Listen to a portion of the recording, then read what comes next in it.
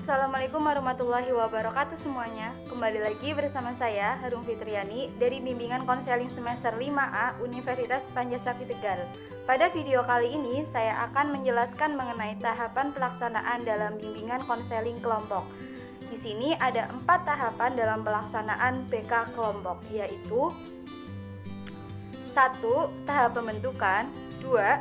Tahap peralihan, 3. Tahap kegiatan, dan 4. Tahap pengakhiran. 1.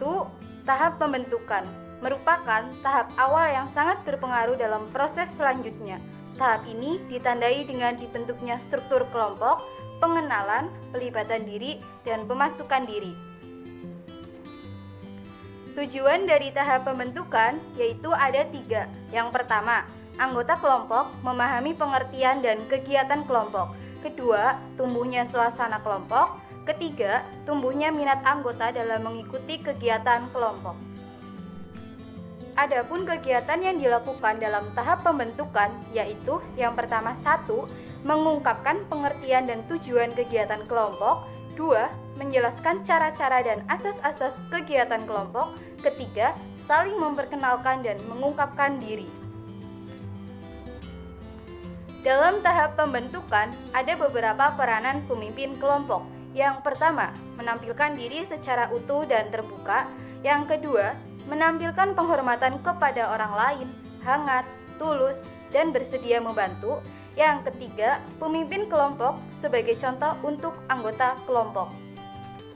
Yang kedua, ada tahap peralihan. Hal umum yang sering muncul pada tahap ini adalah terjadinya suasana ketidakseimbangan dalam diri masing-masing anggota kelompok. Tujuan dari tahap peralihan yaitu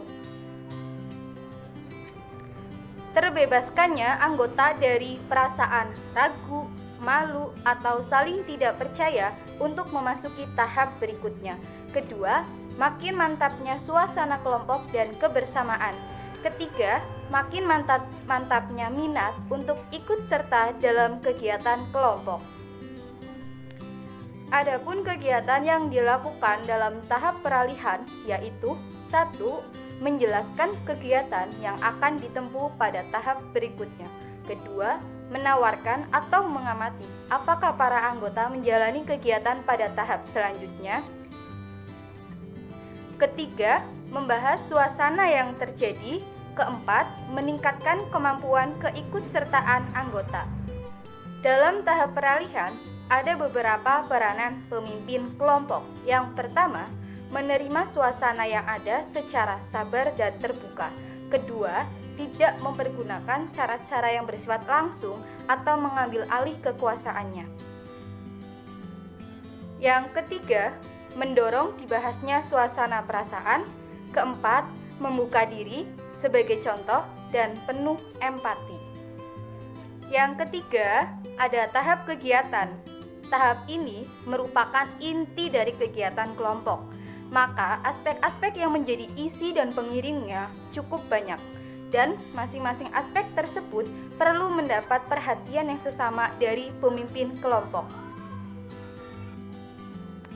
Pada tahap ini dilakukan setelah permasalahan anggota kelompok diketahui penyebabnya, sehingga pemimpin kelompok dapat melakukan langkah selanjutnya, yaitu menyusun rencana tindakan.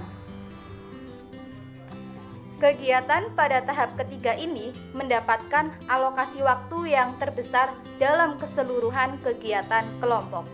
Dalam tahap kegiatan ini terdapat 2 jenis kegiatan kelompok, yaitu yang pertama, kegiatan kelompok bebas, dan yang kedua, kegiatan kelompok tugas. Adapun tujuan yang dilakukan dalam tahap kegiatan kelompok bebas yaitu yang pertama, terungkapnya secara bebas masalah atau topik yang dirasakan, dipikirkan, dan dialami oleh anggota kelompok. Yang kedua, terbahasnya masalah dan topik yang dikemukakan secara mendalam dan tuntas.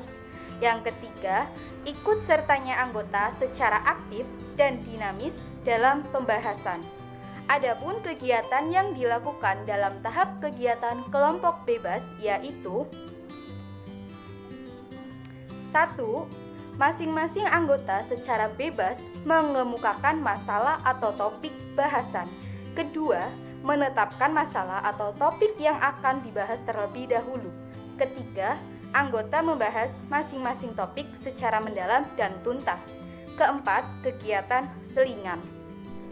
Dalam tahap kegiatan kelompok bebas, ada beberapa peranan pemimpin kelompok, yaitu 1. Sebagai pengatur yang sabar dan terbuka. Kedua, aktif tetapi tidak banyak bicara. Ketiga, memberikan dorongan dan penguatan serta penuh empati. Sedangkan tujuan yang dilakukan dalam tahap kegiatan kelompok tugas yaitu 1. Terbahasnya suatu masalah atau topik yang relevan dengan kehidupan anggota secara mendalam dan tuntas. Kedua, ikut sertanya seluruh anggota secara aktif dan dinamis dalam pembahasan. Adapun kegiatan yang dilakukan dalam tahap kegiatan kelompok tugas yaitu 1. Pemimpin kelompok mengemukakan masalah atau topik. Kedua, tanya jawab antara anggota dan pemimpin kelompok mengenai hal yang belum jelas yang menyangkut masalah. Ketiga, anggota membahas masalah atau topik secara mendalam dan tuntas. Yang keempat, ada kegiatan selingan. Dalam tahap kegiatan kelompok tugas, ada beberapa peranan pemimpin kelompok, yaitu sebagai pengatur yang sabar dan terbuka. Kedua, aktif tetapi tidak banyak bicara. Oke teman-teman, tahap yang keempat atau tahap yang terakhir dalam kegiatan BK kelompok yaitu tahap pengakhiran. Tahap ini adalah tahapan di mana anggota kelompok mulai mencoba perilaku baru yang telah mereka pelajari dan dapatkan dari kelompok. Pada tahap akhir ini dianggap sebagai tahap melatih diri klien untuk melakukan perubahan. Setelah kegiatan kelompok memuncak pada tahap ketiga, kegiatan kelompok kemudian menurun dan selanjutnya kelompok akan mengakhiri kegiatannya pada saat yang tepat. Adapun tujuan yang dilakukan dalam tahap pengakhiran yaitu 1. Terungkapnya kesan-kesan anggota kelompok tentang pelaksanaan kegiatan. Yang kedua, terungkapnya hasil kegiatan kelompok yang telah dicapai. Yang ketiga, terumuskannya rencana kegiatan selanjutnya. Yang keempat, tetap dirasakannya hubungan kelompok dan rasa kebersamaan. Adapun kegiatan yang dilakukan dalam tahap pengakhiran yaitu 1. Pemimpin kelompok mengemukakan bahwa kegiatan akan segera diakhiri. Kedua, pemimpin dan anggota kelompok mengemukakan kesan dan hasil-hasil kegiatan. Yang ketiga, membahas kegiatan lanjutan. Dan yang keempat, mengemukakan pesan dan harapan. Dalam tahap pengakhiran, ada beberapa peranan pemimpin kelompok, yaitu 1.